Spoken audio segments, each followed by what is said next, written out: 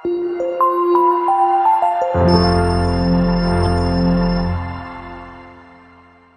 اللہ الرحمن الرحیم۔ السلام علیکم۔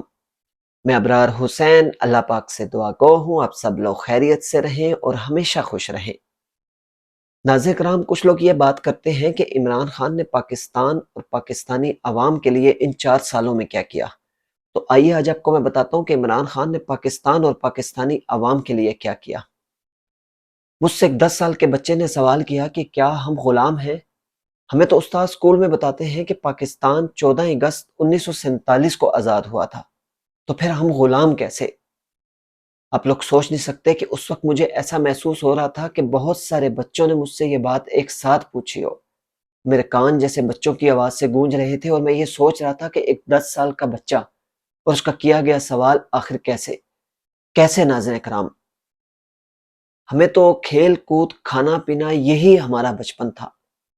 غم دکھ کیا ہوتے ہیں کسی بات کی پرواہ تک نہیں تھی، تو اب ایسا کیا ہوا کہ ایک 10 سال کا بچہ سوال کرے کہ کیا ہم غلام ہیں، ہم آزاد نہیں ہیں؟ بہت سوچنے کے بعد اندازہ ہوا کہ وہ شعور جو عمران خان نے اس عوام کو دیا، وہ شعور جو عمران خان نے ایک 10 سال کے بچے کو دیا، میرے خیال سے شعور کی زیادہ اہمیت ہے اور سمجھدار لوگ یہ سمجھ سکتے ہیں۔ پھر پوچھتے ہیں کہ عمران خان نے ہمارے لیے کیا کیا، تو آئیے میں آپ کو بتاتا ہوں۔ اس شخص کے ہوتے ہوئے مخلوق خدا سڑک کنارے کسی فٹ پاتھ پہ نہیں سویا کرتے تھے، بلکہ اس نے ان کو وہاں چھت مہیا کی جس کو شیلٹر ہوم کا نام دیا گیا، اور اس سے بڑھ کر ان کو وہاں 2 وقت کا کھانا مہیا کیا جاتا تھا۔ میرے خیال سے آپ اور ہم جانتے ہیں جس کو لنگر خانہ کا نام دیا گیا، لیکن بدقسمتی سے آج وہ سب بند کر دیا گیا، اور اب وہ لوگ یا تو مانگنے پہ مجبور ہیں یا پھر وہ اسی سڑک کنارے فٹ پاتھوں پہ سونے پہ مجبور ہیں۔ پھر آپ لوگ خود سوچیں کہ غریبوں کے لیے کون زیادہ اچھا ہے۔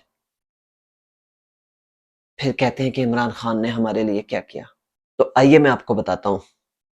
صحت کارڈ، جس سے ایک غریب 10 لاکھ روپے تک کا اپنا علاج فری کرا سکتا تھا، لیکن بدقسمتی سے نہیں، جان بوجھ کے بند کیا گیا۔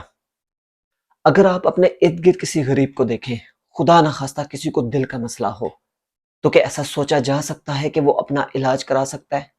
ناممکن سی بات ہے۔ لیکن صحت کارڈ سے بہت سارے غریبوں کو فائدہ ہوا۔ اس سے بڑھ کر صحت کارڈ جنہوں نے بند کیا، انہوں نے غریب بندے کو کتنا فائدہ دیا؟ پورے 2000 روپے دیے، پورے 2000۔ کتنا فائدہ پہنچا غریب کو؟ لیکن عقل کے اندھوں کو اب بھی سمجھ نہیں آئے گی۔ پھر سوچیں غریب لوگوں کے لیے کون زیادہ اچھا ہے۔ پھر کہتے ہیں عمران خان نے ہمارے لیے کیا کیا، تو آئیے میں آپ کو بتاتا ہوں۔ وہ شخص جس کو عزت حاصل کرنے کے لیے پاکستان کا پرائم منسٹر بننے کی ضرورت نہیں تھی، وہ شخص جو پاکستان اور پاکستانی عوام کا پیسہ لوٹ کے ملک سے باہر لے جائے، اسے یہ بھی ضرورت نہیں تھی، کیونکہ اللہ پاک نے اس شخص کو پہلے ہی اتنی عزت عطا کی تھی۔ اسے یہ بھی ضرورت نہیں تھی کیونکہ اللہ پاک نے اس شخص کو پہلے اتنی دولت عطا کی تھی۔ وہ شخص جو کبھی کسی سے ڈرا نہیں، وہ شخص جس نے دشمن کو ہمیشہ ایک ہی بات بولی، ہم تمہارے غلام نہیں ہیں۔ وہ شخص جس نے پاکستانی عوام کو یہ کر کے دکھایا، جس نے پاکستانی عوام کو بتایا کہ غلام قوم کبھی آگے نہیں بڑھ سکتی، غلام قوم ہمیشہ غلام ہی رہتی ہے، اور ہمارا دشمن بھی یہی چاہتا ہے۔ اس شخص نے ایک قوم بننے کا حوصلہ دیا، ہمت دی، غلامی کی زندگی سے نکلنے کا رستہ دکھایا۔ پھر پوچھتے ہیں کہ عمران خان نے ہمارے لیے کیا کیا، تو آئیے میں آپ کو بتاتا ہوں۔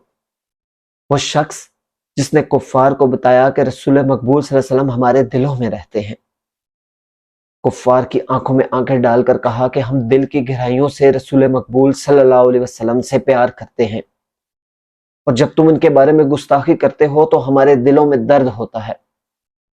پھر اس شخص نے کہا کہ تمہیں پتا ہے کہ دل کا درد سارے دردوں سے زیادہ تکلیف دہ ہوتا ہے، اور ہم یہ کبھی برداشت نہیں کریں گے کہ کوئی ہمارے پیارے آقا صلی اللہ علیہ وسلم کے بارے میں گستاخی کرے۔ حضرت کرام، آپ لوگ سوچیں کہ اس ٹائم کفار کی کیا حالت ہوئی ہوگی۔ ہم بھی اس ہر شخص سے محبت کرتے ہیں جو ہمارے آقا صلی اللہ علیہ وسلم سے محبت کرتا ہے۔ پھر پوچھتے ہیں خان نے کیا کیا؟ تو سنو، اس شخص نے پوری دنیا کو بتایا کہ آقا صلی اللہ علیہ وسلم سے محبت کرنے سے ہمارا ایمان مکمل ہوتا ہے۔ اس شخص نے ایاک نعبد و ایاک نستعین کے ذریعے سمجھایا کہ اللہ اور اس کے رسول صلی اللہ علیہ وسلم سے محبت کرو۔ آج ہر بوڑھا، جوان اور بچہ ایک ہی بات بولتا ہے، میں ہوں عمران خان۔